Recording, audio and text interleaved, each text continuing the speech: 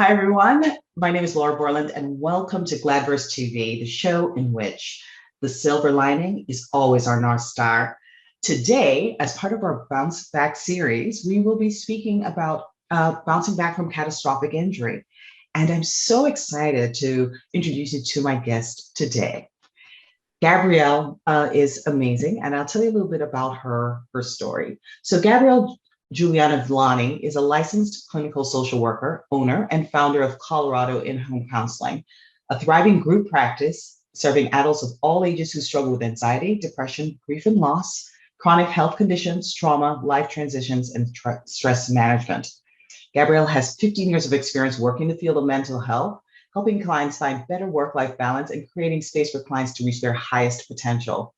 Gabrielle is also a contributor and content creator to the Good Heart Collaborative, an app focused on burnout prevention for women, so important, and in helping professions. Gabrielle is passionate about bridging gaps and making mental health accessible to everyone. And when she's not working, she's teaching Zumba or reading a psychological thriller on the beach. Listen, Gabrielle, welcome, welcome, welcome, welcome. This is such an important topic. I can just share anecdotally, my father had a stroke some 18 years ago. He passed away a few months ago, but I just remember how it was such a touch and go moment and what it took for him to claw his way back to some degree of normalcy or new normal. Yes. But it really speaks to me, his fortitude and spirit. And I would love to hear what you've experienced in your practice in dealing with people with catastrophic injuries. And could you explain what that is too? Sure. So when I think of catastrophic, that to me sounds like life-changing. So that's how I think of it, is something that is life-changing. It's not going to get better. It's not going to change. It might be something that might get progressively worse, but it's something that has changed somebody's functioning and impacted their lives. So personally, my mom actually had a brain aneurysm about 5 years ago, and she presents actually really similarly to somebody who's had a brain injury, like a stroke. So that's kind of my own personal connection. In my private practice, since we have a focus on populations of people that have chronic health conditions, I work with this a lot. I see people who have chronic pain, who have multiple sclerosis, who have had limbs amputated, stroke, dementia. So it's a large part of my professional practice as well. Wow, that's amazing. Because it's so varied, I just wanted to get a feel for you. Are there traits that you've noticed among those who respond much more favorably and more positively? Are there things that they are doing that others are not? Yes, there are. So that's a great question. I think usually what comes up for me, and I'm thinking a lot of like my chronic pain clients right now, is trauma. So oftentimes there was a traumatic event, even maybe before they got diagnosed with whatever they've gotten diagnosed with, or before there was an injury. But I will say that the people who are doing well are the people who have the ability to maybe adapt a bit more easily. So, they have been able to implement a lot of the tools that we talk about in therapy, lots of mindfulness, acceptance of where they're at, grieving their old life, and, using this as a way to not maybe feel stuck, but to understand that, to use your words, this is the new normal, and to be able to adapt to that for the future, which is very difficult. I've never heard that term before about grieving your old life. And that is such a powerful way to think about how we deal with change in our own lives, even if it is not a catastrophic event, right? Yeah. In terms of, when we stretch ourselves, when we are moving to the next level or the next best thing, we sometimes grieve the past. And that is such an interesting way to explain what it is like to move through a catastrophic event. I'll share with you just a story that I had. Someone I met on the phone many years ago when I worked in a call center. And it was just one of those things where I was pulling up his account and I was just waiting, for the screens to populate. And he was just sharing with me. It was so casual, but he shared with me that he says, Laura, if you live long enough, you will experience a catastrophic life event, right? But it's how you choose to live with it and how you choose to address it that changes the rest of your life. Yeah. And I believe in that so much in terms of the power of positivity, the power of accepting the now versus the past life, right? Because you can't go back. So what are the steps that you're doing to move forward in a deliberate way to make the best of this new normal and this new situation? Exactly. Oh, I love that. That's a great story. I know. And, it was one of those things, every once in a while you get a message from someone like you were meant to hear that message. I don't know why on that particular day that he said that, but it's one of those things that has stayed with me. And I share that story as often as I possibly can. So I believe that life just drops you little nuggets. Yes. And people were there to just give you a particular message. And on that day, I was supposed to hear that message. So I wanted to speak with you also about the situation, like, for example, with your mom, if you don't mind, in terms of how has she responded to, having this quote unquote setback or life change? Yeah, for sure. It was tough at first. The way that everything happened, it happened really quickly. She was experiencing some things that were just kind of being pushed to the side and written off. Her doctor was saying, you just have anxiety, you're having a panic attack. And she was saying, like, no, something is actually wrong with me. And an ER doctor actually just was like, well, let's do an MRI and see what happens. And she had an aneurysm. And, 2 weeks later, she had brain surgery. So it happened very quickly. There was not a lot of time to digest what this meant. And I think also the recovery was a lot longer than any of us thought it was going to be. They usually say like a year or 2 years, but really just now she's 5 years later I think now she's at her baseline. So she's come a really long way. And now we know like this is as good as it might get for now. Her left side is really weak. She can't drive. And it was really hard for her in the beginning, I think, for a lot of people too, to just, again, accept that and acclimate that like, okay, I can't get up and drive to the store anymore. And I have a hard time remembering something you told me 5 minutes ago. Yeah. So really big changes, but she has a really good outlook. And that's really what it was about, was her outlook and the acceptance piece. Like, she's like, I am alive and I am so grateful to be alive, because her doctors tell her all the time, people who have the type of aneurysm that you had, they're not sitting across from me, they're dead. So the fact that you are alive right now it's amazing. I love that story because there's so many similarities in what you're saying in terms of the outlook, right? The mental fortitude to kind of pull through, because my father was the same way. And when he had his stroke, 19 years ago, his blood pressure was like 220 over 190 for like 4 or 5 days. It just wouldn't come down. And so the bleeding on the brain was very much present. And that man, and I say this to honor his legacy, that man clawed his way out of walking with a limp. He learned how to drive. He made sure he tried to absorb as much, because he lost a lot of the short-term memory stuff. But he found himself doing another line of work. He learned the cable business. He just persevered. Wow. And and he passed away in October, but what an amazing example of just pulling through. And never once was there a complaint. Never once was there, even, with what would happen this past year, but him having a terminal illness, never once a day where he was just like, oh God, this is the worst thing, and I'm pissed off, nothing like that. So I believe very strongly in the power of positivity and how that can definitely change your outlook. Oh, I love these stories. I love this, love this, love this. Yeah, it absolutely can. And I think, and I'm sure that you know this, but neuroplasticity is a real thing. You can change the pathways in your brain. So that's not to, I think it's important for us not to discount that, sadness and depression, because those are important feelings too. And, you need to feel those things, but you don't want to get stuck there. And you can build those new pathways, just like, if you're walking in a big, meadow of grass and you keep walking down the same path, that grass is going to get worn down. So becomes comfortable and an easy place for you to go to have that positive outlook.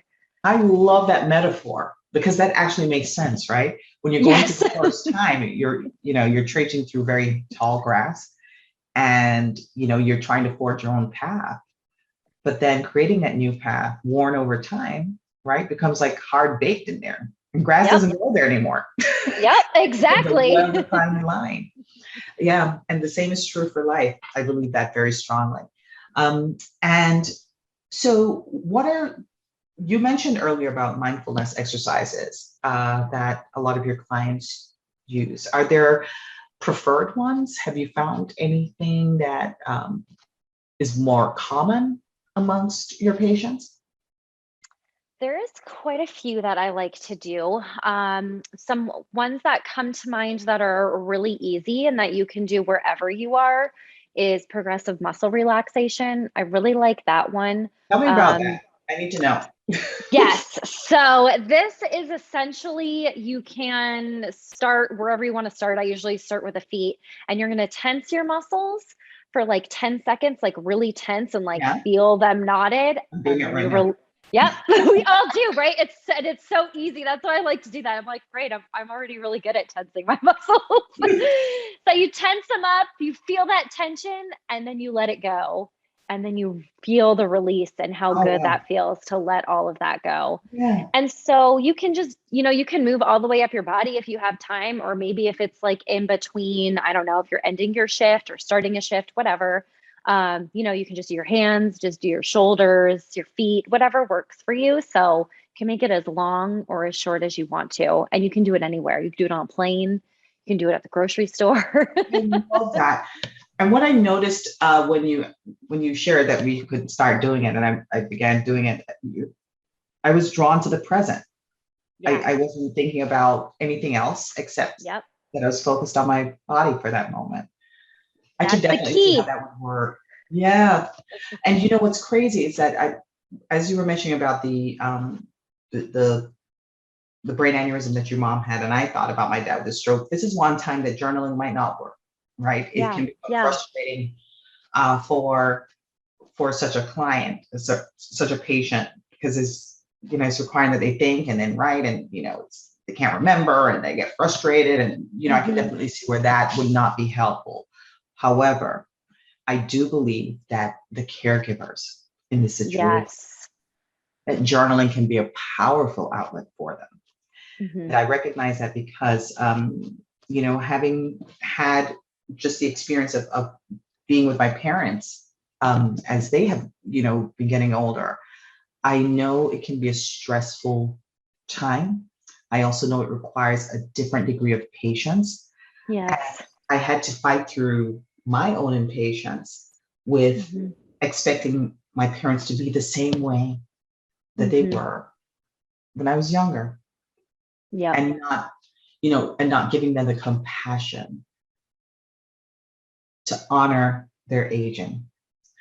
And so I think it's so vitally important that, we find ways to treat ourselves with self-love and self-forgiveness for the human experience that we're going through, right? Yep. So we are being drawn in so many directions, and it's not easy to care for parents. And then let's say you still have a family that you have to take care of. That's an additional responsibility, but it comes again with it. I think if viewed in the sense of it being an honor, then I think it changes the dynamic. because Yes, absolutely. how intimate those moments are, how many things you're learning about your mom having had that time. Mm-hmm. It's really just an extraordinary gift. And not only that, too, just to honor yourself. I mean, you're extraordinary, Gabrielle. You're doing yeoman's work. You're taking up, you're dealing with the public. You have taken up a career that requires a giving spirit. And so I'm just impressed by your zen. Thank you. I really appreciate that because as social workers, we don't hear those types of things very often. I So I'm know. It taking ranks it there with in and family I'm holding therapy. it. Yes. Thankless job. That's Yep, what a exactly. professor told me that in undergrad. And he was just, Mhm. I'll never forget it. I go, wow, I agreed to be a family therapist. He goes, Laura, that's a thankless job. You're never right. You never win in family therapy. So I would assume that the same is true when dealing with difficult populations, that it is imperative that you exercise your own self-care. Yes, yes. Oh my God, yes. It's so funny. I was doing a taping of another show, and one of the things I said was that, you know, in the same breath, but this is about mothers, this idea of being that you have to sacrifice for your children is crazy. It Mhm. is crazy. Like self-love first, 100%, then you have a decent reservoir of positive things you can pass on to somebody else. And the Yeah. same is true for what you do. Mhm. Oftentimes people who, social workers dealing with the public, school counselors, people who are dealing with the care of people who are on the margins, oftentimes forget about their care. Yep. And so the burnout, and you mentioned that too, about the burnout being a real thing. What are some tips you can provide to, let's say, address burnout? Ooh, I have so many. So I'm so excited that people are really talking about burnout more. It's been talked about a lot in social work because we have such a high rate of burnout. Of So course. they always talk about that. And I worked in child protection where it was like obviously very rampant. Yeah. So I'm glad to hear that it's coming up more in conversation in other industries now. And I've been doing a lot of consulting with other agencies and other therapists and doing trainings on it. So I'm excited that we are talking about this more.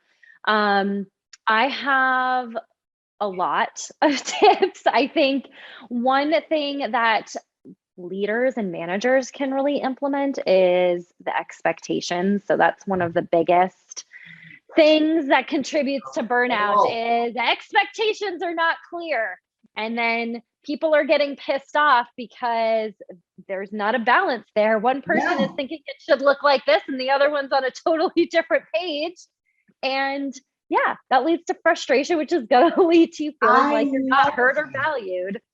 So I love that, that whole idea of setting expectations because um, my experience has been a lot of people, a lot of clinicians in their work, their desire is to fix a problem, right? And so they're doing, they're providing the instruction, but they're doing the work for the patient mhm. versus holding that patient accountable. So setting the boundaries, setting the goal, Yep.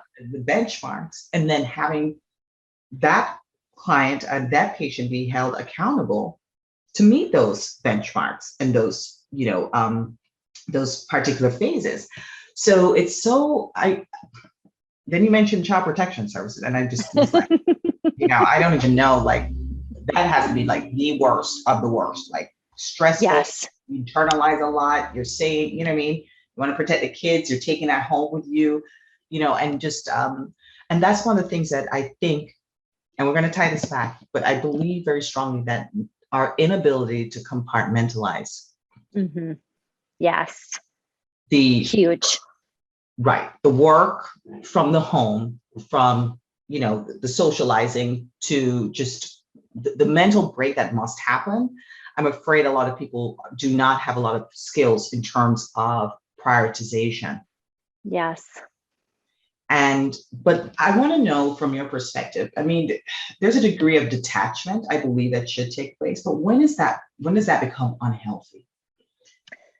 So I always tell clients, especially I do a lot of EMDR with people too. And I always, when we talk about container, which I'll talk about here too, I'm sorry, you what's that? want EMDR, so eye motion desensitization reprocessing. Okay. So that is a form of therapy where we use bilateral movements to reprocess trauma to not make it so upsetting or whatever Yeah. negative emotions are associated with that. Nice. Okay. Yeah.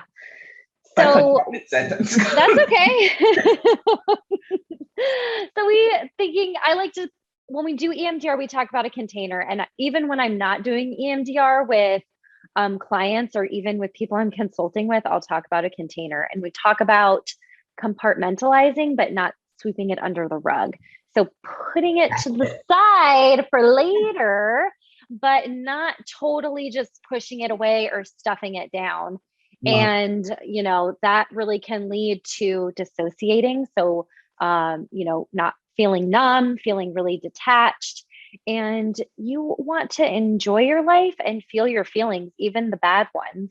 Oh, So those are just some tips. If you find that maybe you're feeling numb or you're feeling like you're watching things from afar or like things are happening, but not to you, that's kind of a sign that maybe, there's some work that needs to be done there. for sure. I want to know what is happening within the community of people who have experienced some catastrophic injury. And I mean, we're talking about this could be car accidents, it could be anything. Mm-hmm. But in this time of, because everything is COVID, right? Yes, yes, it is. So in this time of COVID, where, the traditional support systems, where you would have a community to physically touch and to be present with, or those group activities that were a little bit more intimate. What are some of the strategies that you found that people are using right now in order to move through and to create community? Yeah, there's been a big shift and also a big theme in my own practice and what I hear from other people too, of isolation, of course, because we are really isolated. Yeah. I think it's getting a little better now, but I know in the beginning during lockdown, I have most of my clients are disabled and they're homebound. And so it was even worse then because nobody could come in. So what I really encourage people to do is, use the things that are available to you. Zoom has been amazing. I know. And I know there is the flip side of like Zoom fatigue also, but it has really, I know me personally, helped connect to people that I really didn't talk to that often, or new people that I've met from other states. And we've been able to build friendships throughout a time when we were really isolated. So technology is huge. I have clients who, will do like virtual support groups, or they'll join Facebook groups about chronic pain or lupus. I have a client who she's on a couple of Facebook groups, and then the mighty.com is like another big one where people can go and have community there. Or just making a phone call, like call your sister, call your mom, call your dad once a week, even if that's it, just the connection. Oh yeah, for sure. I mean, Zoom has allowed for us to eyeball each other, which is great. And we certainly have had larger parties than we would have had in person. So nobody has the excuse, right? Because they're showing up for an hour. Doesn't matter where they are, they can be in the car driving and they're, tuning in. So that has been tremendously helpful for sure. And, I think about what you were just saying, but I'm thinking about those clients of yours who are homebound, their therapies, that was probably impacted as well, right? Or their ability to go to a rehab facility and get their traditional, rehabilitation exercises or whatever it is, and not being able to do so because of crowd concerns, because of, all of those things ultimately contribute. But I am so heartened to hear that there is that slow shift, especially of our seniors, to embrace technology a Yes. little bit more. Yes. Yeah. Don't worry, my mom still has a hard time with, we're that, mom, you're on video. Like, she's like, hello? I'm like, mom, it's a video call. I And, know. I'm like, I I'm see you looking at like your this. ear. I know. Yeah. I'm looking at your ear. So I completely get it. But can I tell you, Gabrielle, this has been an amazing chat. And I wanted to, there's a segment in here which we speak about moments of Gladversity. And my Gladversity moment was in sharing my story with my dad, about my dad, and how he just clawed his way and just showed incredible determination and will Yeah. to make it through on the other side, and held no regrets about that. And how blessed I was to have witnessed that degree of inner strength to move through such an experience. So Yeah. that for me is my moment of Gladversity. What's yours? Oh, that just kind of got me emotional. You know, talking about your dad and my mom in the same vein, you know, that she could have really just laid down and been like, screw this. I don't want to get up and do Yeah. my exercises. Like I'm tired. I don't feel like it.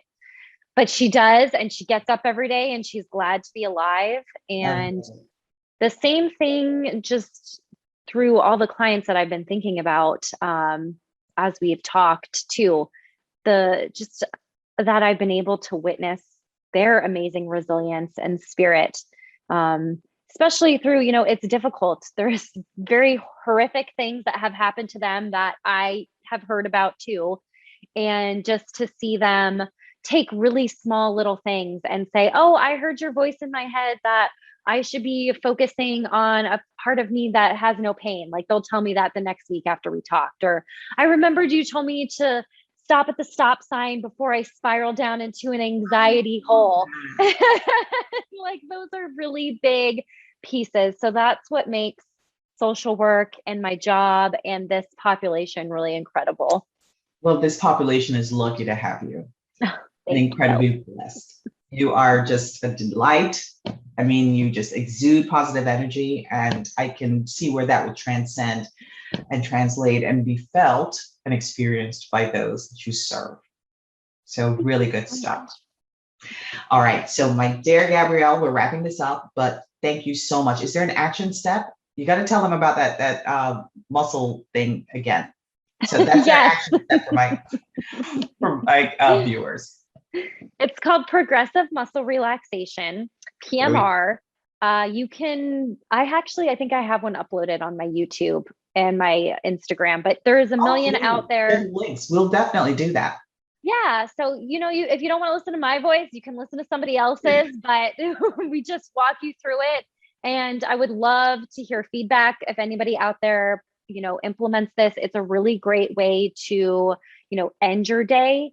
If you've had a really long, stressful day, it's a really good way to just, you know, switch gears, like let your brain know we're done with that. And now we're at home and we're relaxing. So it's kind of a good ritual to implement.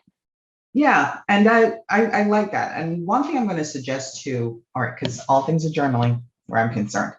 So there's just a neat little thing that I do with my gratitude journaling. And here's the deal. Gratitude journaling for me after a while just became like flat. Like I had no idea. I was just doing it because it was just something that you're told you had to do, and I wasn't getting any value out of it. But now I start my gratitude journaling by first saying, today I am so proud of myself for, and I list something that I'm just, you know, it stretched me, that I was just a badass in, and I'm winning. Yeah. Then I start my appreciations for what others have done. But then I end it by saying, tomorrow, I want to feel, or I hope to experience. And I set that intention for the next day. And what I found is that I sleep better by doing that, by just clearing the brain and I wake up like with a smile. So try that muscle stuff. I'm going to put links on there, and so great to have you. And thank you so much. This was a great chat. I felt like we could have talked for hours. I know. I know. All right, guys, take care. We'll talk soon.